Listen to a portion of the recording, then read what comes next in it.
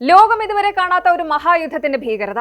ആകാശത്ത് പറക്കുന്ന കോടിക്കണക്കിന് രൂപയുടെ യുദ്ധവിമാനങ്ങൾ വെറും നോക്കുകുത്തികളാകുന്ന ഒരു കാലം. പൈലറ്റ് ഇല്ലാത്ത കൊലയാളി യന്ത്രങ്ങൾ ആധിപത്യം സ്ഥാപിക്കുന്ന ഒരു കാലം. 5 വർഷം മുൻപ് ഇലോൺ മസ്ക് ഇത് പറഞ്ഞപ്പോൾ എല്ലാവരും വന്ന് ചിരിച്ചു തള്ളി. എന്നാൽ ഇന്ന് 2026 മാർച്ചിൽ ഇറാൻ ഇസ്രായേൽ ആകാശത്ത് നമ്മൾ കാണുന്നത് മസ്കിന്റെ ആ പ്രവചനം അക്ഷരം പ്രതി സത്യമാകുന്ന കാഴ്ച തന്നെയാണ്. നിങ്ങളൊന്ന് ആലോചിച്ചു നോക്കുന്നു. ആകാശത്ത് പെട്ടെന്ന് ആയിരക്കണക്കിന് ചെറിയ പക്ഷികളെ പോലെ എന്തോ ഒന്ന് വരുന്നു. പക്ഷേ പക്ഷികളല്ല, ഓരോന്നിലും കിലോ കണക്കിന് സ്ഫോടക വസ്തുക്കൾ നിറച്ച ഷാഹിദ് ഡ്രോണുകളാണ്. നമ്മുടെ റഡാറുകൾക്ക് പോലും പിടികൊടുക്കാത്ത ശബ്ദമില്ലാതെ വരുന്ന മരണം. ഇന്ന് 2026 മാർച്ച് 19 ഇറാനിലെയും മിഡിൽ ഈസ്റ്റിലെയും ആകാശം ഇന്ന് സാക്ഷ്യം വഹിക്കുന്നത് ചരിത്രത്തിലെ ഏറ്റവും വലിയ സൈനിക വിപ്ലവത്തിനാണ്. 2020 ടെസ്ല ബോസ് ഇലോൺ മസ്ക് ഒരു കാര്യം പറഞ്ഞു: The fighter jet era is over. Future wars are all about drones. യുദ്ധവിമാനങ്ങളുടെ, പ്രത്യേകിച്ച് പൈലറ്റുമാർ നിയന്ത്രിക്കുന്ന ഫൈറ്റർ ജെറ്റുകളുടെ കാലം അവസാനിച്ചു എന്നായിരുന്നു മസ്കിന്റെ നിരീക്ഷണം. ലോകത്തിലെ ഏറ്റവും ചിലവേറിയതും അത്യാധുനികവുമായ F-35 വിമാനങ്ങളെ പോലും അദ്ദേഹം വിമർശിച്ചു. ആകാശയുദ്ധങ്ങളുടെ ഭാവി ഡ്രോണുകളിലാണ് എന്നും മനുഷ്യൻ പറത്തുന്ന വിമാനങ്ങൾക്ക് ഡ്രോൺ കൂട്ടങ്ങൾക്ക് മുന്നിൽ പിടിച്ചു നിൽക്കാനാവില്ല എന്നും അദ്ദേഹം വാദിച്ചു. 2020 ഒരു പ്രതിരോധ സമ്മേളനത്തിനിടെ ടെസ്ല സിഇഒ ഇലോൺ മസ്ക് നടത്തിയ ഈ പരാമർശത്തിൽ മിലിറ്ററി എക്സ്പേർട്സ് മസ്കിനെ കളിയാക്കിയിരുന്നു. കോടികൾ വിലയുള്ള F-35 വിമാനങ്ങളെ ഒരു ഡ്രോൺ എങ്ങനെ തോൽപ്പിക്കാനാണ്? ഇതായിരുന്നു അവരുടെ ചോദ്യം. എന്നാൽ ഇപ്പോൾ ഗൾഫ് മേഖലയിൽ നിന്നും വരുന്ന വാർത്തകൾ കേട്ടാൽ മനസ്സിലാകും, മസ്കിന്റെ അന്നത്തെ പ്രവചനം വെറും ഭാവനയല്ല, അതൊരു ടെറിഫയിങ് റിയാലിറ്റി തന്നെയാണ് എന്ന്.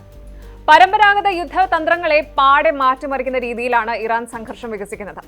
അത്യാധുനിക മിസൈൽ പ്രതിരോധ സംവിധാനങ്ങളെയും കോടിക്കണക്കിന് ഡോളർ വിലമതിക്കുന്ന യുദ്ധവിമാനങ്ങളെയും വെല്ലുവിളിക്കാൻ താരതമ്യേന വില കുറഞ്ഞ ഡ്രോണുകൾക്ക് കഴിയുന്നു എന്നത് ലോക ശക്തികളെ ഞെട്ടിക്കുന്ന കാര്യമാണ്. മസ്ക് സൂചിപ്പിച്ചതുപോലെ തന്നെ ആകാശത്തെ ആധിപത്യം എന്നത് ഇനി സാങ്കേതിക തികവിൽ മാത്രം ഒതുങ്ങുന്ന ഒന്നല്ല, മറിച്ച് അത് അളവിലും, അതായത് ക്വാണ്ടിറ്റിയിലും ചെലവിലും അധിഷ്ഠിതമായ ഒന്നായി മാറിക്കഴിഞ്ഞു. യുദ്ധവിമാനങ്ങൾ ഇപ്പോഴും നിർണായക പങ്ക് വഹിക്കുന്നുണ്ട് എങ്കിലും ഡ്രോണുകൾ യുദ്ധത്തിന്റെ ഗതി നിർണ്ണയിക്കുന്ന പ്രധാന ഘടകമായി മാറിയിരിക്കുന്നു. നമുക്കറിയാം, അമേരിക്കയുടെ F-35 ലൈറ്റ്നിംഗ് എന്ന് പറയുന്നത് ലോകത്തിലെ ഏറ്റവും മികച്ച സ്റ്റെൽത്ത് ഫൈറ്റർ ആണ്. ഇതിന്റെ ഒറ്റൊരെണ്ണത്തിന്റെ വില മാത്രം ഏകദേശം $100 മില്യൺ ആണ്. എന്നാൽ ഇലോൺ മസ്ക് ഇതിനെ വിളിച്ചത് ഔട്ട്ഡേറ്റഡ് എന്നാണ്. എന്തുകൊണ്ടാണ്? മസ്ക് പറഞ്ഞത് സിമ്പിൾ ആണ്. ഒരു മനുഷ്യ പൈലറ്റിന് താങ്ങാൻ കഴിയുന്ന G-ഫോഴ്സ് അഥവാ ഗുരുത്വാകർഷണ ബലത്തിന് ഒരു പരിധിയുണ്ട്. എന്നാൽ ഒരു AI കൺട്രോൾ ഡ്രോണിന് മനുഷ്യൻ അസാധ്യമായ വേഗതയിലും രീതിയിലും ആകാശത്ത് ഡൈവ് ചെയ്യാനും വെട്ടിത്തിരിയാനും ഒക്കെ സാധിക്കും.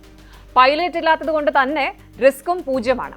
ഈ മാറ്റത്തിന്റെ ഏറ്റവും പ്രധാനപ്പെട്ട വശം സ്കെയിൽ അഥവാ യുദ്ധോപകരണങ്ങളുടെ എണ്ണത്തിലുള്ള വർധനവാണ്.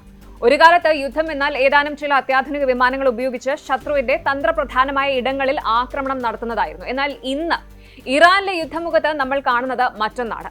100 കണക്കിന് ഡ്രോണുകൾ ഒരേ സമയം 1 ലക്ഷ്യത്തിലേക്ക് പാഞ്ഞെടുക്കുന്നു. ഇതിനെയാണ് ഡ്രോൺ സ്വാം എന്ന് വിളിക്കുന്നത്. ഒരു F-35 വിമാനത്തിന് ഒരേ സമയം എത്ര ഡ്രോണുകളെ വെടിവെച്ചിടാൻ പറ്റും?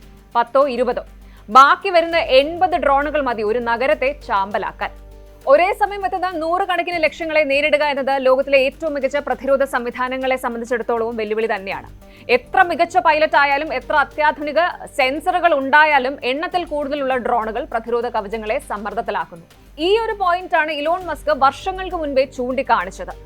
ഇനി ഇവിടെയാണ് ശരിക്കുമുള്ളൊരു ട്വിസ്റ്റ് വരുന്നത്, യുദ്ധത്തിന്റെ സാമ്പത്തിക വശം. ഇതിനെ ഡിഫൻസ് വിദഗ്ധർ കോസ്റ്റ് എസ്റ്റിമേറ്ററി എന്നാണ് വിളിക്കുന്നത്. ലേറ്റസ്റ്റ് റിപ്പോർട്ടുകൾ പ്രകാരം ഇറാന്റെ ഒരു ഷാഹിദ് ഡ്രോൺ നിർമ്മിക്കാൻ ചിലവാകുന്നത് വെറും $20,000 മുതൽ $30,000 വരെയാണ്. അതായത് നമ്മുടെ നാട്ടിലെ ഒരു ലക്ഷറി കാറിന്റെ വില മാത്രമാണ്. എന്നാൽ ഈ ഒരു ഡ്രോണിനെ വെടിവെച്ചിടാൻ ഇസ്രായേലോ അമേരിക്കയോ ഉപയോഗിക്കുന്ന ഒരു മിസൈലിന്റെ വില എത്രയാണെന്ന് അറിയാമോ? കുറഞ്ഞത് $2 മില്യൺ, അതായത് ഏകദേശം 16 കോടി രൂപ.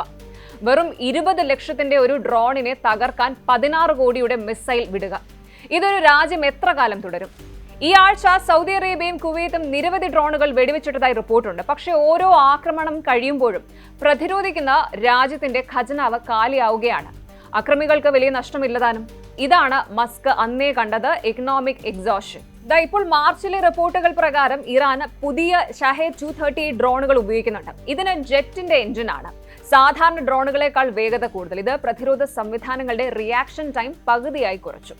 അത് മാത്രമല്ല, ഇപ്പോൾ ഡ്രോണുകൾക്ക് ഓട്ടോണോമസ് AI ഉണ്ട്. അതായത് ജാമറുകൾ ഉപയോഗിച്ച് ഇവയുടെ സിഗ്നൽ തടയാൻ നോക്കിയാലും കാര്യമില്ല.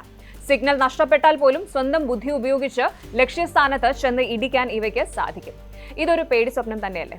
യുദ്ധത്തിലെ പെർസിസ്റ്റൻസ് അഥവാ തുടർച്ചയായ ആക്രമണങ്ങൾ ഡ്രോണുകൾ വഴി സാധ്യമാകുന്നു എന്നതാണ് മറ്റൊരു പ്രത്യേകത. ഒരു പൈലറ്റിന് വിമാനം പറത്തുന്നതിൽ ശാരീരികവും മാനസികവുമായ ലിമിറ്റേഷൻസ് ഉണ്ട്. എന്നാൽ ഡ്രോണുകൾക്ക് മണിക്കൂറുകളോളം ആകാശത്ത് ചുറ്റിത്തിരിയാനും കൃത്യമായ സമയം നോക്കി തന്നെ ആക്രമിക്കാനും സാധിക്കും.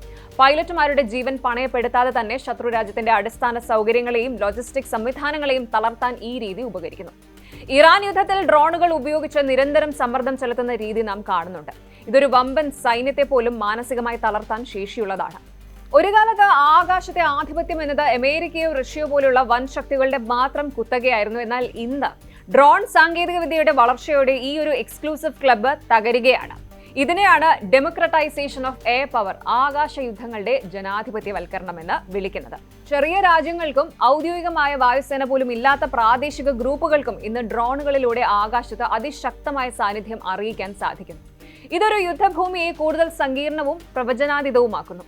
ഒരു അത്യാധുനിക യുദ്ധവിമാനം വികസിപ്പിക്കാൻ പതിറ്റാണ്ടുകളും കോടിക്കണക്കിന് ഡോളറും വേണമെങ്കിൽ ഡ്രോണുകൾ വളരെ വേഗത്തിലും കുറഞ്ഞ ചെലവിലും നിർമ്മിച്ചെടുക്കാം. ഈ ഒരു മാറ്റം ഇലോൺ മസ്ക് കൃത്യമായി തിരിച്ചറിഞ്ഞിരുന്നു. എങ്കിലും പരമ്പരാഗത യുദ്ധവിമാനങ്ങൾ പൂർണ്ണമായും അപ്രത്യക്ഷമാകുമെന്ന് ഇതിനർത്ഥമില്ല. ഡ്രോണുകൾക്ക് വഹിക്കാൻ കഴിയുന്ന സ്ഫോടക വസ്തുക്കളുടെ അളവിനേക്കാൾ എത്രയോ കൂടുതലാണ് ഒരു യുദ്ധവിമാനത്തിന്റെ ശേഷി. അതുപോലെ ഇലക്ട്രോണിക് ജാമറുകളെയും മറ്റു പ്രതിരോധ സംവിധാനങ്ങളെയും അതിജീവിക്കാനുള്ള ശേഷിയും വേഗതയും ഇപ്പോഴും മികച്ച പൈലറ്റുമാർ നിയന്ത്രിക്കുന്ന വിമാനങ്ങൾക്കുണ്ട്. എങ്കിലും യുദ്ധഭൂമിയിൽ ഡ്രോണുകൾക്ക് ലഭിക്കുന്ന തുല്യ പ്രാധാന്യം അവഗണിക്കാനാവില്ല. ഡ്രോണുകൾ ഇനി വെറും ഒരു സഹായിയല്ല, മറിച്ച് യുദ്ധത്തിലെ പ്രധാന താരം തന്നെയാണ്. ഏതായാലും ലോകശക്തികൾ ഇപ്പോൾ ഓടുന്നത് മസ്കിന്റെ വഴിക്കാണ്. അമേരിക്കൻ എയർഫോഴ്സ് ഇപ്പോൾ കൊളാബറേറ്റീവ് കോമ്പാക്ട് എയർക്രാഫ്റ്റ് CCA എന്ന പേരിൽ പുതിയ ഡ്രോൺ യൂണിറ്റുകൾ 2026 തന്നെ രൂപീകരിച്ചിട്ടുണ്ട്. ഇനി മുതൽ യുദ്ധവിമാനങ്ങൾ തനിയെ പറക്കില്ല. അവയ്ക്കൊപ്പം ലോയൽ വിങ്മാൻ ആയി ഒരു കൂട്ടം ഡ്രോണുകൾ ഉണ്ടാകും. ലേറ്റസ്റ്റ് അപ്ഡേറ്റ് പ്രകാരം ഇസ്രായേൽ അവരുടെ അയൺ ബീം എന്ന ലേസർ സാങ്കേതിക വിദ്യ കൂടുതൽ ശക്തമാക്കുകയാണ്. മിസൈലിന് പകരം ലേസർ ഉപയോഗിച്ച് ഡ്രോണുകളെ തകർക്കുക. എങ്കിൽ മാത്രമേ ഈ സാമ്പത്തിക യുദ്ധത്തിൽ പിടിച്ചു നിൽക്കാൻ പറ്റൂ. ഇലോൺ മസ്ക് പറഞ്ഞതുപോലെ ആകാശ യുദ്ധങ്ങളുടെ ജനാധിപത്യവൽക്കരണം നടന്നു കഴിഞ്ഞു.